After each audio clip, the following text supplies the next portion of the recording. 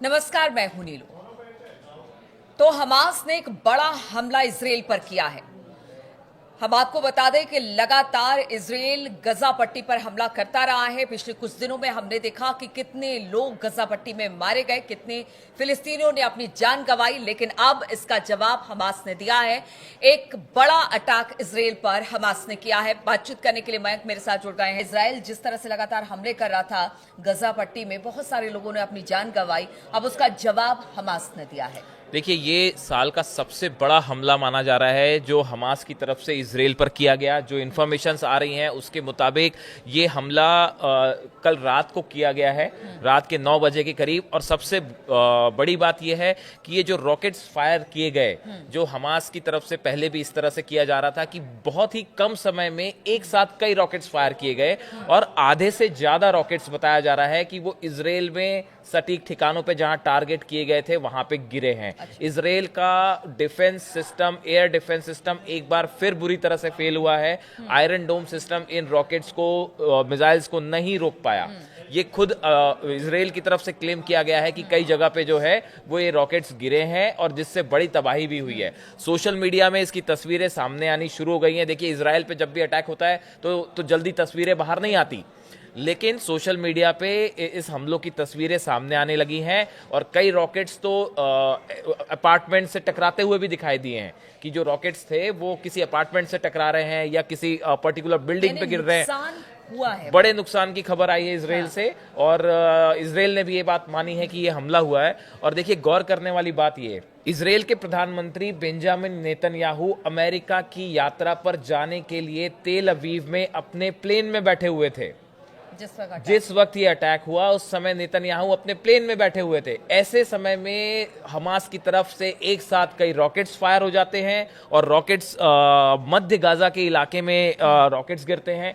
उसके बाद जैसी ये खबर आई कि हमास की तरफ से रॉकेट्स फायर हैं और उससे बड़ा नुकसान हुआ इजराइल में, इजराइल के जो डिफेंस मिनिस्टर हैं कार्ड्स, उन्होंने फौरन फोन किया नेतन्याहू को। वो प्लेन में थे और उनको पूरा अपडेट किया गया कि भाई बड़े तौर पे हमास की तरफ से हमला हुआ है। उसके बाद प्लेन में बैठे बैठे नेतन्याहू की तरफ से निर्देश दिए गए कि भाई कैसे रिएक्ट करना है। इसकी सोशल मीडिया में बहुत ज्यादा चर्चा हो रही है। देखिए, कहा जा रहा है कि इजराइल के प्रधानमंत्री जो है नेतन्याहू अब ट्रंप से मिलने के बाद ये तय करेंगे कि अब गाजा का क्या किया जाए, अगला गाजा में क्या कदम होगा इजराइल का। लेकिन उसके बीच हमास का ये बड़ा हमला एक प्रकार से बहुत बड़ा मैसेज देता है कि भाई आप हमको कमजोर ना समझें और हम गजा खाली नहीं करेंगे और आखिरी सांस तक लड़ाई करेंगे, चाहे आप कितने ज्यादा शक्तिशाली क्यों ना हो।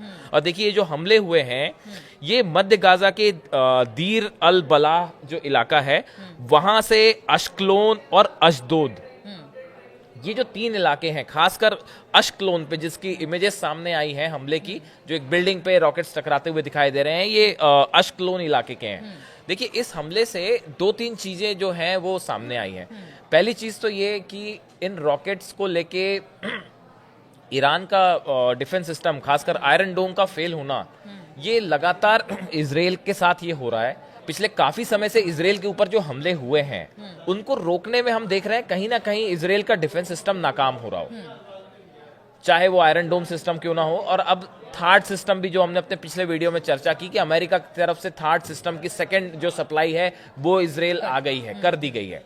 लेकिन आप देखिए कि अगर किसी तरह का युद्ध आगे होता है ईरान के साथ, तो उस वॉरफेयर में इजराइल की सुरक्षा के लिए डिफेंस सिस्टम बड़ा जरूरी था, एयर डिफेंस सिस्टम। लेकिन अगर वो फेल हो रहा है जैसा बार बार दिख रहा है, तो ये इजराइल के लिए और नेतन्याहू के लिए बड़ा झटका है। ये सिस्टम फेल हो रहा है मयंक, और लेकिन सबसे बड़ी बात ये है कि गजा पट्टी में जिस तरह की तबाही पिछले कुछ दिनों में हमने देखा कि इजराइल की तरफ से की गई, अंदर तक इजरायली सेना घुस गई है। इसके बावजूद भी अगर हमास वहां से वार कर रहा है इजराइल पर, तो ये बड़ी बात है, क्योंकि अब भी उन तक, वहां तक नहीं पहुंच पाई है इजरायली सेना। देखिए, अभी परसों की बात है कि हमास के जो प्रवक्ता है, स्पोक्स पर्सन है, उनकी तरफ से एक बयान जारी किया गया। उन्होंने कहा कि देखिए, जिस इलाके में अमेरिकन फोर्सेस हमला कर रही हैं, इन्हीं में से एक इलाकों में वो बंधक भी रखे गए हैं।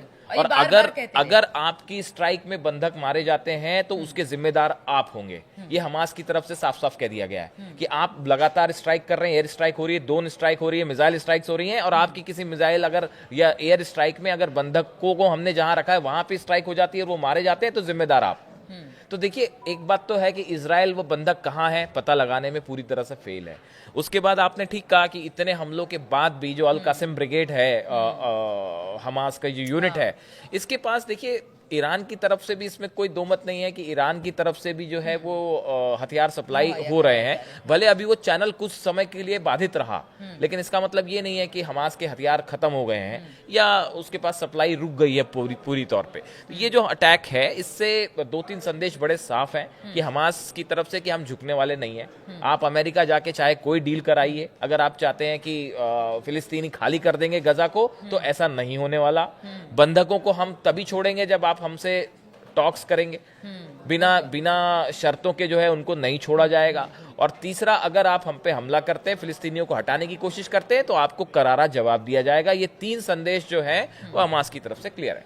बिल्कुल, तो हमास ने बड़ी सही टाइमिंग चुनी है। जब नेतन्याहू अमेरिका जाने के लिए निकले थे, उसी वक्त ये बड़ा हमला हमास की तरफ से इजराइल में किया गया। फिलिस्तीनी जो हैं वो अपनी धरती नहीं छोड़कर जाएंगे, वो वहीं पर रहेंगे और इसके लिए चाहे उन्हें साम दाम दंड भेद किसी भी तरह से अगर कार्रवाई करनी पड़ेगी, चाहे वो अमेरिका के खिलाफ या फिर इजराइल के खिलाफ, वो करेंगे। चलिए, इस खबर पर लगातार हमारी नजर बनी रहेगी। आप बने रहिए हमारे साथ।